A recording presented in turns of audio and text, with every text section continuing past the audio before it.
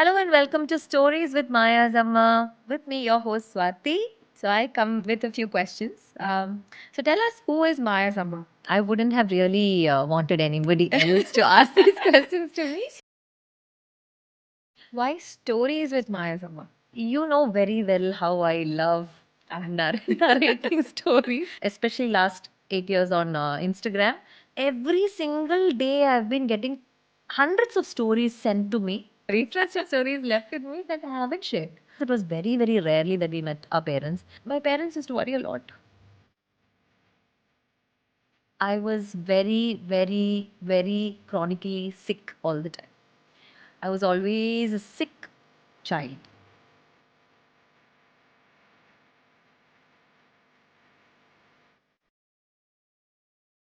Hello and welcome to Stories with Maya Zamma. With me, your host Swati. Today, pilot episode. My best friend is here with me, Goda Haripriya. She's a parenting coach. And I'm very happy to have you here, Goda, for my very first podcast episode. So happy to be here after speaking about it for so long. So I'm so long. proud of you. I'm so happy for you. Yeah, thank you, thank you. I don't know why I was keeping this aside for a very long time, this English channel and podcast, but I think better late than never. So I have Goda here for another reason. I'm getting her to ask questions to me, interview me today, because there are a lot of things Goda knows about me. There are some things I haven't really shared with Goda also, which I think in this podcast I will share one by one. So you have some questions for me. I think none better than you to introduce me to my new audience, podcast audience, YouTube audience. Yeah. Yeah. So I come with a few questions. So tell us, who is Maya Zamma? Obviously, your name can't be Maya Zamma. Yeah. Yeah. Yeah. So this is, I think, the most frequently asked question I get on all YouTube interviews I've done, all podcasts I've done. Everybody asks me why Maya Zamma. So of course I'm Maya's mother. That's why the name is Maya Zamma. That's because I started off my social media journey just to journal my parenting experiences. I never thought it will reach a wider audience. I just wanted to talk to some mothers, some breastfeeding mothers, postpartum mothers about my journey, the mistakes I do. So I named my Instagram channel Maya Zamma. So that's how it became Maya Zamma. But now, I don't know, it's very catchy. Everybody likes it. I like it.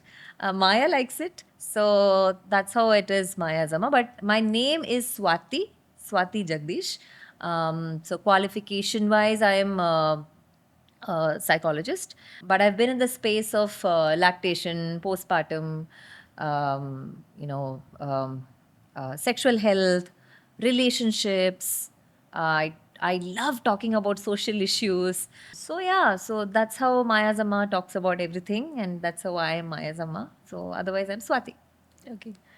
Why stories with Maya Zamma?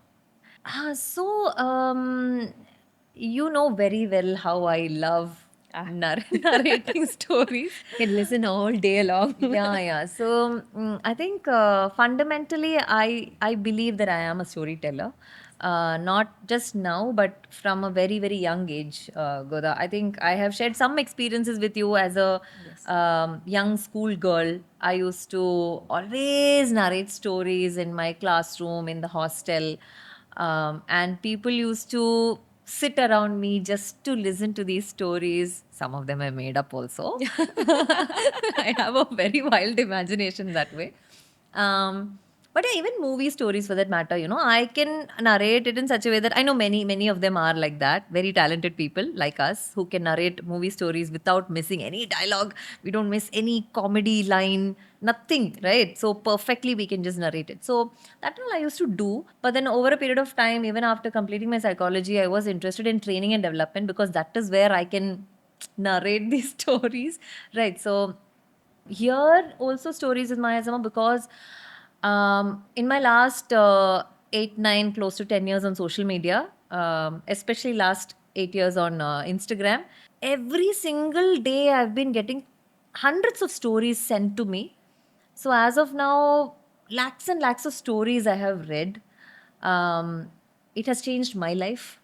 through me, those stories have been changing a lot of other people's lives. Absolutely. Because we cannot experience everybody's lives.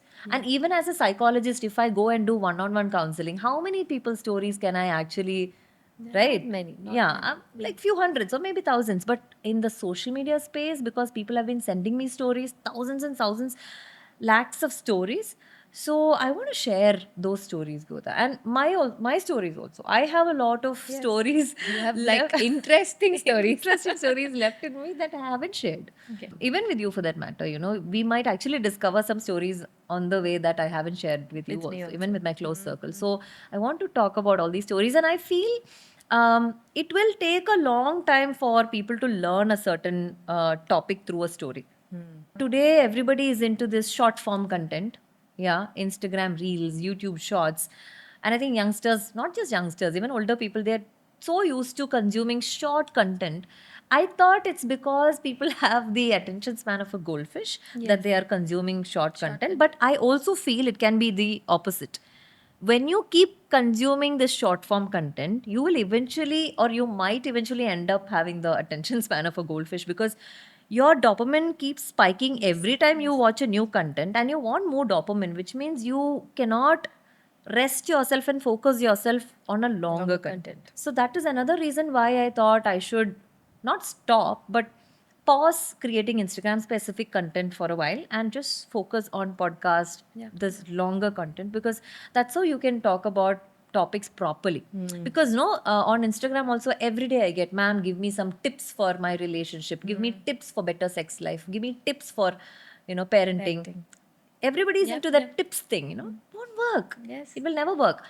But then if a person asks about relationship, we can, good content creators can give them 3 tips, 5 tips, 10 tips. They can create a nice hook, make them watch that entire video. We can do that. If we want, we can definitely do that. But then the particular relationship issue that they might be facing can be because of inner child wounds, can be because of attachment patterns, can be because of some other insecurities, can be because of an underlying mental health issue. It can be because of so many reasons. So, how do you get into the root cause of an issue when you're hell bent on giving these tips and hints, right? Hacks. So, that's another reason why I wanted to, you know, take across all this learning in the format of stories and discussions. Yeah. Amazing. So, are you a Malayali or a Tamilian? Okay, because you want to know on what language we are going to do. We are going to do in English only, but I am actually both. So I'm born as a Malayali. And I was in Kerala till my 17th year, till I completed my schooling. And then I came to Tamil Nadu. Then I just became a Tamilian. You speak Tamil much better than many Tamilians that I know. Right? Yes, Yeah. you do. But some people say that, there is still that Malayalam flavor in your Tamil. That is, I don't know. That might be there. But still, my Tamil is really good. So from the age of 17, 18 onwards, I started speaking Tamil. That too is a big story, nice story of how I learned to speak, read, write Tamil. And I love the language, Tamil. And so from the age of 18, I'm speaking Tamil. I'm in Tamil Nadu. So because of that, I use both languages equally. Maybe Tamil more, because my husband is also Tamil, but then he knows Malayalam. Yeah. So both of us use both the languages. Yeah. But yeah, I'm more Tamil these days than Malayali. But then I'm definitely born and brought up in Kerala, in the beautiful hills of Munnar, which is another episode story, because there's a lot of stories related to uh, the hill station called Munnar, our life in that hill station, how I had an entirely village life, very, very rural upbringing. And even coming to Coimbatore itself was a big culture shock for me. That Coimbatore is a big city for me when I came. I know what is the condition now, because we are in Coimbatore, but that was such a big culture shock for me. So a lot of stories related to that, all coming up. So I use more Tamil these days. I think more I'm a Tamilian than a Malayali these days. Because only till 17 I was there. Now I am 37. So more than half of my life is in Tamil Nadu now. Yeah, so more of Tamil. But I can use both languages equally.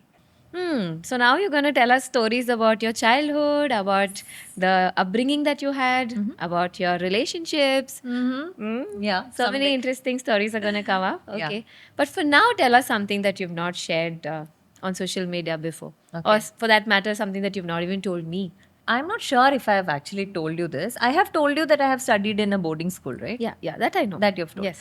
So I was in a hostel for how many years? 7 years in school and 5 years in college. So 12 years of hostel life I've had. And my schooling, you know that it was a boarding school. Yeah. But do you know that I studied in a government school? No. Yeah, I studied in a government school. Really? Yeah, yeah. It was a government school. Where? Which city? In Kerala. Kerala, Yeah, okay. in Kerala, in Idukki district. Idukki, Idukki, okay. yeah. Ah. So it was In a government school? Yeah, it was a government school. Okay. Okay. So government school. Do you know that I had a free education? That you know, right? No, even that I It didn't was know. free education. Really? Yeah, yeah. Oh my It was a God. government school. Okay. Free education. Hmm. So from 6th standard to 12th standard, I studied in taxpayers' money, because of which I am deeply indebted to the government in some way, the country, all the taxpayers whose money was used to educate me and my fellow students who studied with me. It was a beautiful experience in itself. I think I have told you some experiences from my school life, but it was one of the pivotal moments in my life that shaped me for who I am. Because right from the age of 11, you are in hostel. So you tend to do all your work by yourself, and you're away from your parents. And our school, we didn't have the facility to meet parents regularly, because in many hostels, the boarding schools I know, you can meet parents quite often, at Quite least often, once in 2 weeks and all they can meet. But for us, it was very, very rarely that we met our parents. Maybe once a month, maybe once in 2 months only I used to meet my parents. So imagine a child as young as 11 years old, 12 years old, meeting parents very regularly, being by themselves. And that is a whole different episode, Goda. I can go on and on about my experiences there.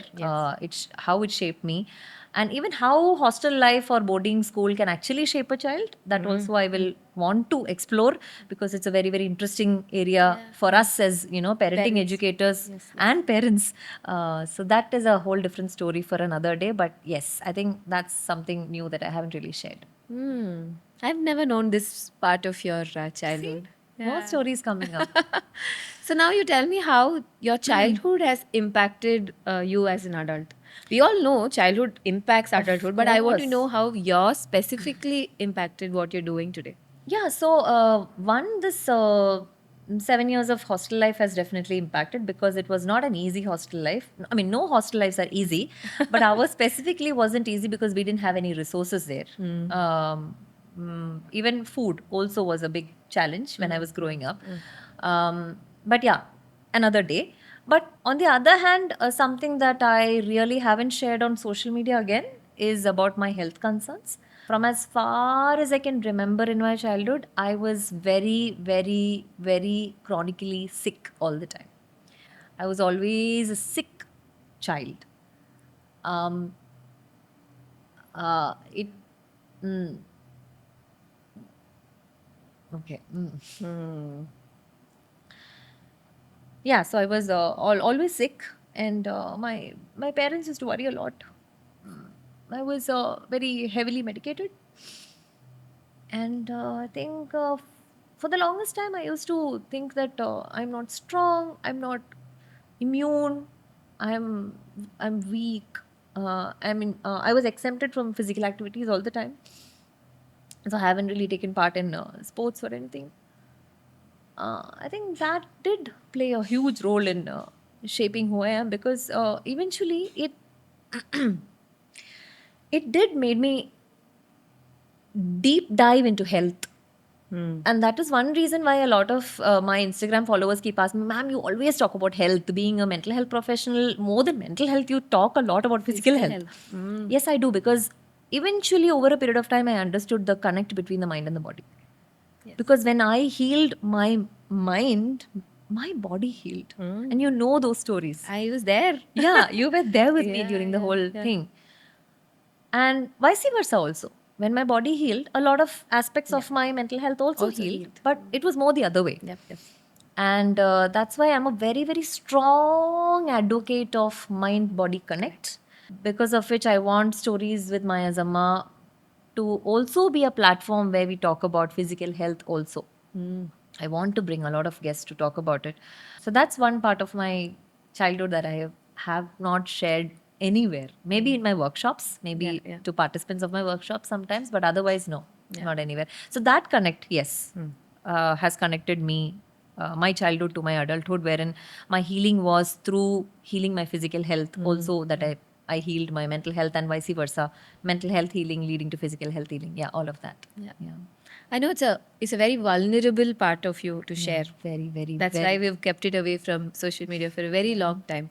I know what it means to you. I know how your journey has been. Yeah. How much effort and how much of thought you have put into all of this. So I know when you say that it has impacted you. I know how much it has impacted you. Yeah.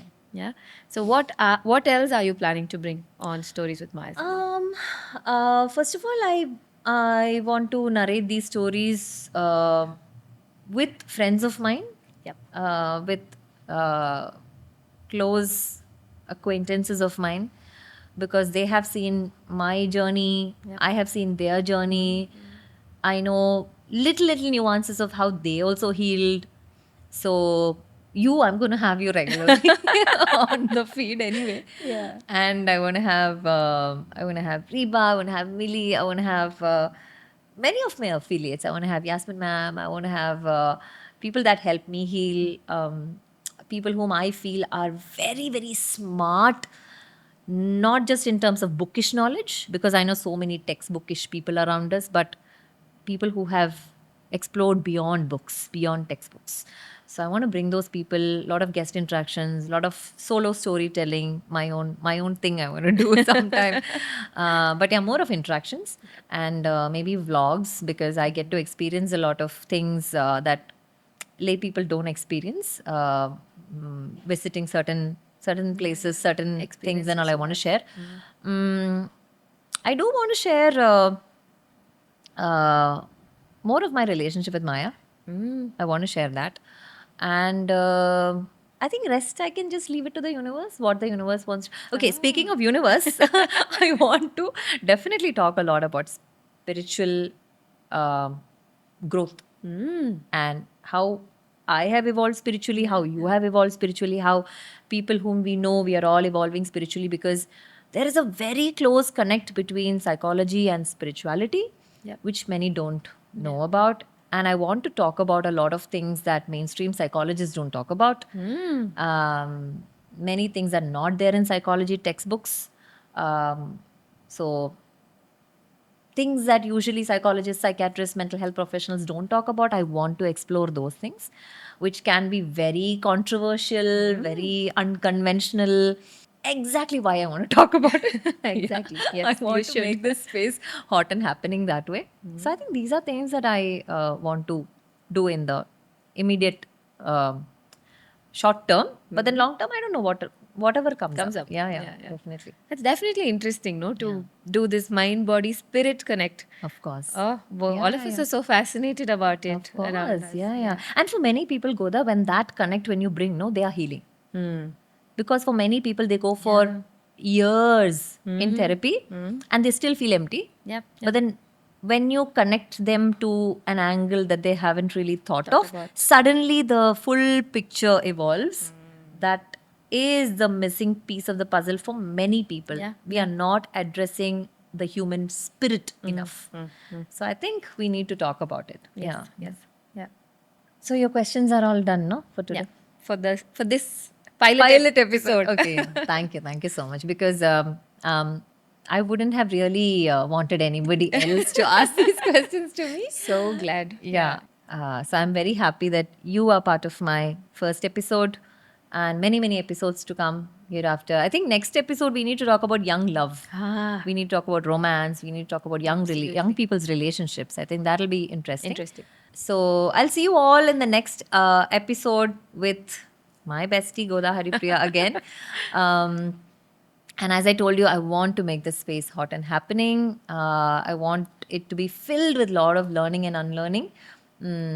We have to explore parenting and inner child and relationships, mental health, definitely social issues, because I'm really passionate about social issues also. So, all of it, I have to bring it here. And thank you for beginning the journey with me. Thank you so much, all of you, for listening. Next time, we'll come with yet another interesting episode. Meanwhile, I'm sending a lot of love, lot of healing vibes, and healing energy to all of you. Bye bye.